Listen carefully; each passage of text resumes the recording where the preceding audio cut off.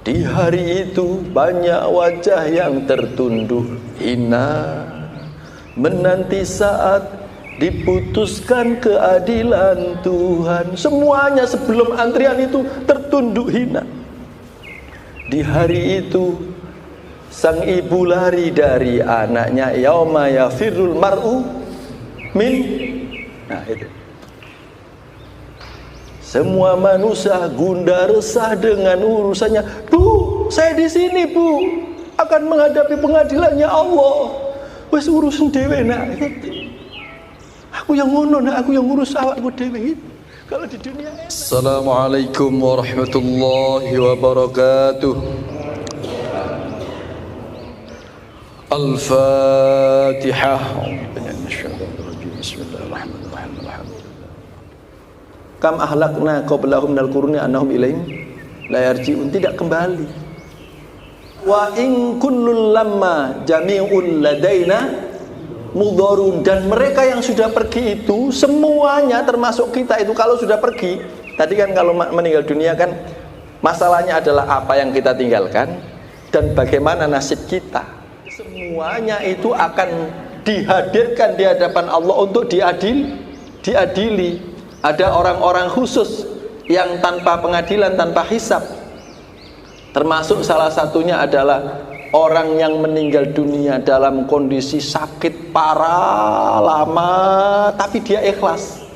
Beliau termasuk orang yang meninggalnya tanpa hisab. Orang yang sakit lama, tapi dia ikhlas.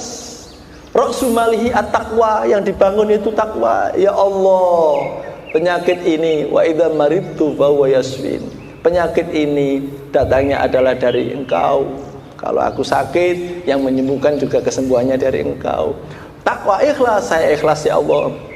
La ilaha illallah. Tiada hidup ini yang aku jalani illallah, kecuali menjalani takdirmu ya Allah. Saya ikhlas ya Allah. Kok terus meninggal dunia? Insya Allah orang yang seperti itu meninggalnya tanpa dihisab. Paling yang hadir adalah data namanya. Siapa yang meninggal? Oh Pak Waras, pakai sakit dulu. Oke, tanpa hisab. Amin. Namanya saja yang datang, muhdharun, dihadirkan. Catat namanya. Tapi sampai orang-orang yang ahli ibadah tanya kepada malaikat, malaikat itu siapa? Kok tanpa dihisab? Oh saya ini hajinya 5 kali, umrohnya 58 kali, sedekahnya juga nggak berhenti-berhenti, jamaah juga nggak berhenti-berhenti, kok juga tetap masih dihisab? Itu kok nggak dihisab? Itu adalah dulu orangnya sebelum meninggal sakit cukup lama dan beliau ikhlas. Oh, kalau gitu tahu saya dulu minta sakit di dunia gitu. Ada hadisnya itu. Nah, semuanya akan melalui proses pengadilan.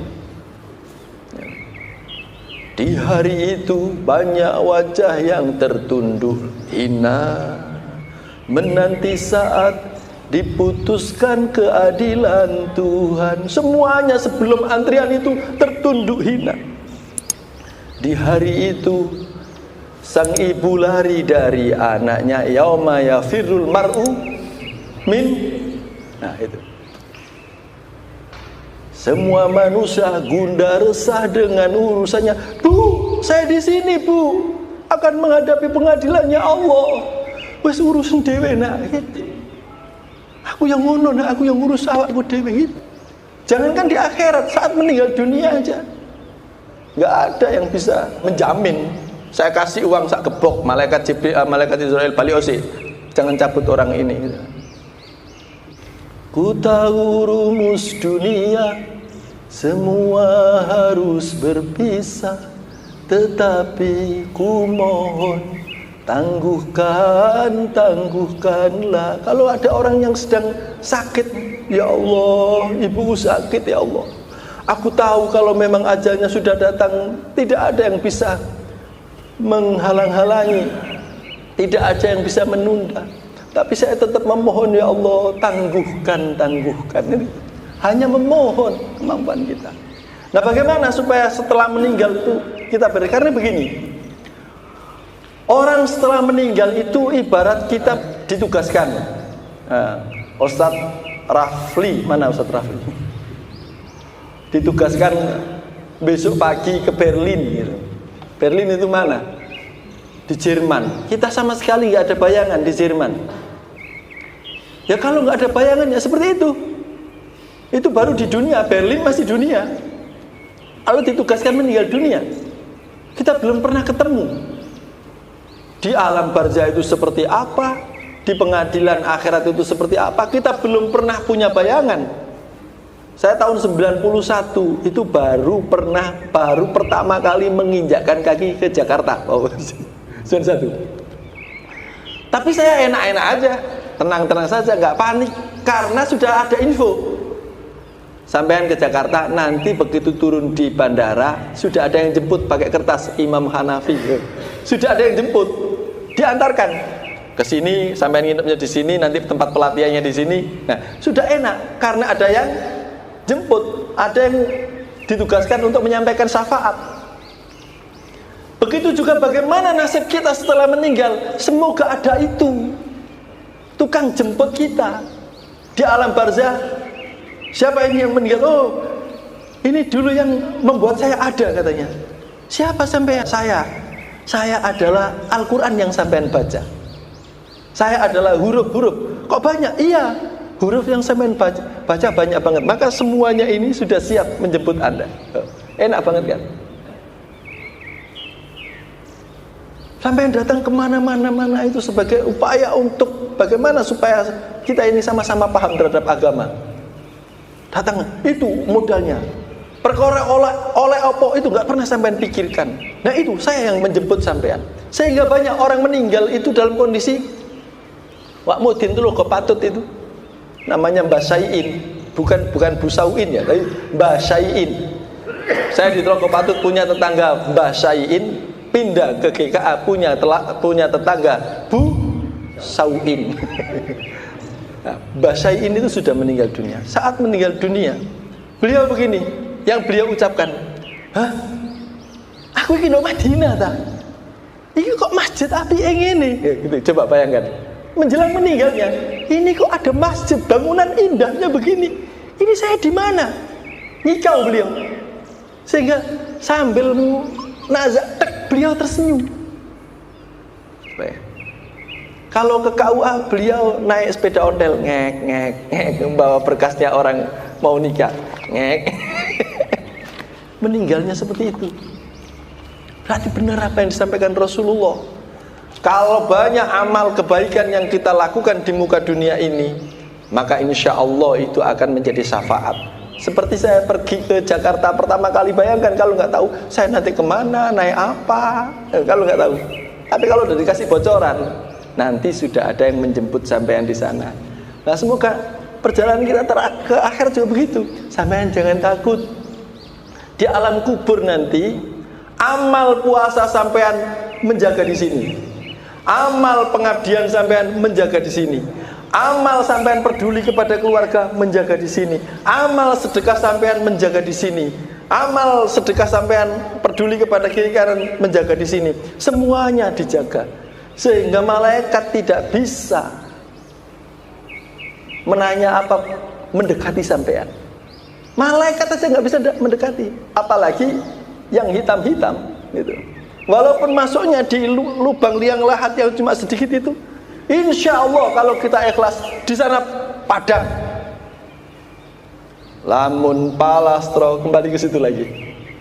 Ing pungkasane ora kesasar roh lan sukmane, den kadang Allah swarga manggone, utoh mayite uga ulese, utoh mayite uga ulese. Kalau kita meninggal, kalau kita itu selama ini upayanya adalah bagaimana takwa, roksumalihi itu hitung-hitungannya adalah takwa.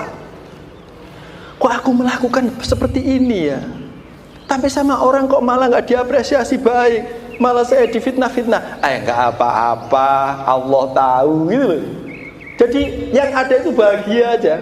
Kallat an wasfi ribahi dinihi, dia akan tidak berdaya untuk menghitung ke hasil yang dia dapatkan, keuntungan-keuntungan yang dia dapatkan, karena tenang, dihujat ya tenang. Pak Yuda itu saya lihat di Facebooknya tanya ke Roma Irama, saya lihat aja itu Pak Yuda, lihat Pak Yuda tanya begitu nggak? Udah dijawab belum sama Roma Irama?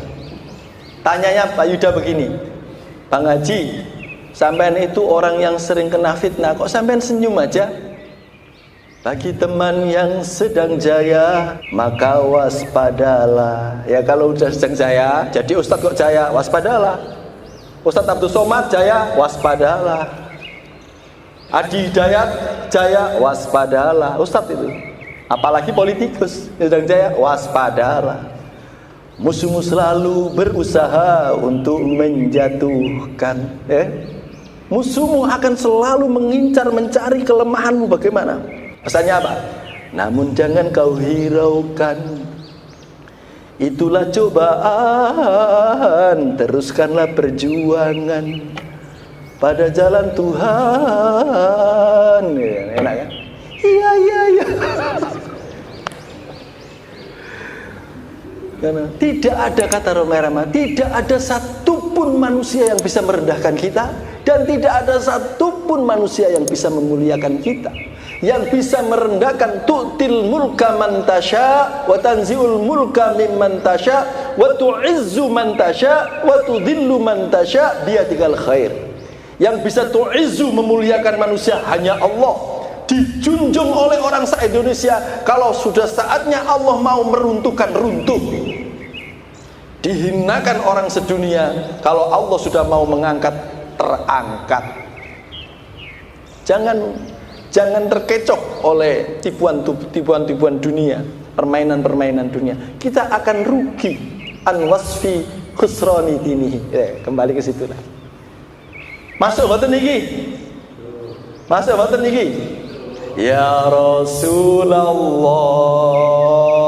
salamun alaik, ya rafi'a syani wa daraji, atfa daya jiratal alami, ya uhailal judi wal karami, ya uhailal judi wal karami. Cukup sekian, saya mohon maaf kalau terlalu mengganggu hidayah. Wassalamualaikum warahmatullahi wabarakatuh.